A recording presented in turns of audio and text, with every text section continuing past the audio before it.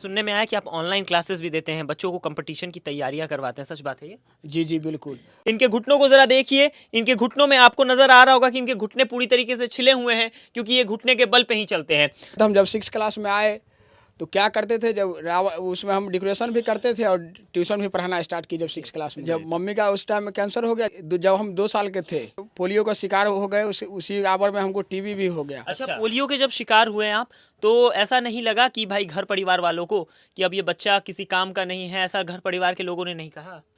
अगर आपको भी लगता है कि आपके जीवन में बहुत सारी समस्याएं हैं और उन समस्याओं की वजह से आप जीवन में कुछ नहीं कर पा रहे हैं, तो जरा इस व्यक्ति को देखिए। ये व्यक्ति ऑनलाइन क्लासेस देता है, कंपटीशन की तैयारियां करवाता है, बच्चों को पढ़ाता है, अपना घर परिवार सब कुछ चलाता है, और फिर भी आज तक इस व्यक्ति ने किसी से कोई शिकायत नहीं की। जरा इनकी हालत देख लीजिए।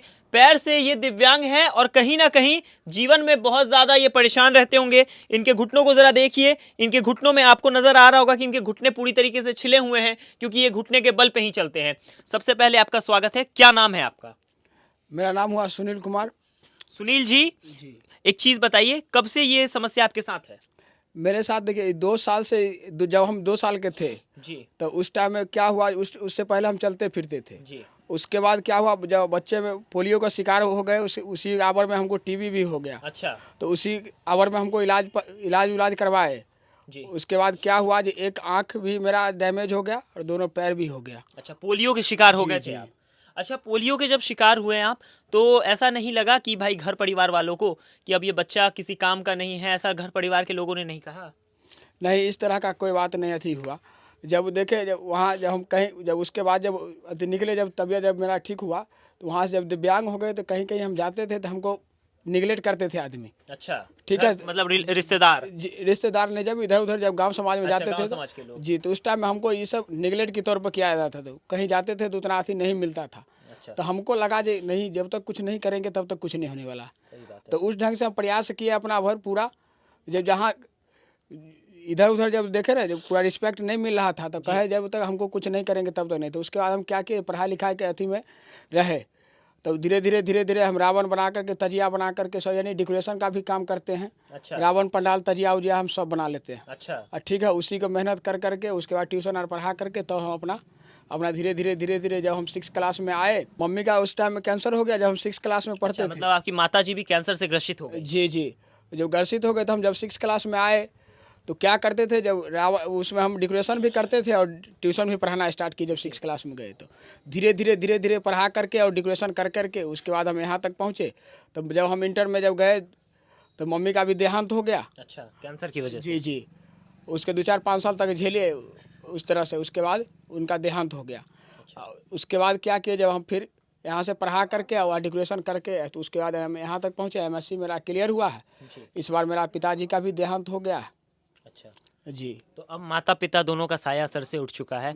जिस समय माता पिता होंगे तो उस वक्त इस स्थिति में भी तो फिर भी राजा वाली जिंदगी होगी भाई। जी जी। लेकिन अब लगता है कि दोनों लोगों का साया सर से उठ गया है। जी जी।